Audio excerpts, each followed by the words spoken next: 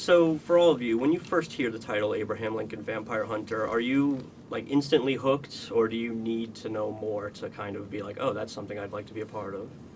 I think I needed to know a little bit more, but I knew that it was an exciting idea, and I knew that a lot of people loved it, because the book had been so successful, and so I knew there had to be something to it. And so I was very curious to read the script, and I was so surprised because I think you expect it to be really silly when you hear the title, and it wasn't at all. It was, very straightforward. It was very realistic, and it really sweeps you up into this fantastical world, where you feel like this really could have happened, which was kind of a shock to me.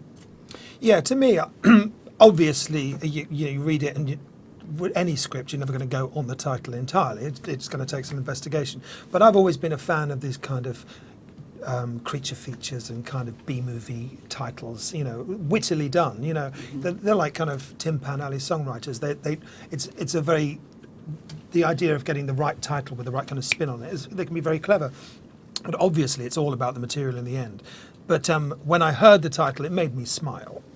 And then I thought, well, that's either going to be good or bad, And I read the script, and luckily it was good.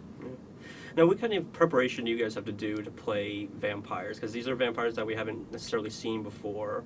Is there any kind of, I don't know, is it just a script that you work off of for that? Yeah, well, luckily, in this particular piece, there was a book that you could always refer back to, and there's a wealth of information in that book about certainly the character that I'm playing in there, as a lot of the book is seen through his eyes. So there is always a temptation to play a vampire or work out, or how would a vampire react and respond in this situation. But fundamentally, you're looking for a truth amongst this kind of ludicrous concept of a film, and that's where I kind of try to work from, and not to try and be affected as a vampire. And for you, I mean, you're playing Mary Todd, so obviously a real person. Now, do you have to do any kind of research into her, or is the book and the script enough for you? For me, I definitely wanted to research her. I wanted to make sure I knew exactly who she was and what she was like, and that I tried to bring as much of that reality to this character as possible. And I knew once I set foot on set that I was going to have to let go of a lot of that, because it's not, the Mary Todd Lincoln story.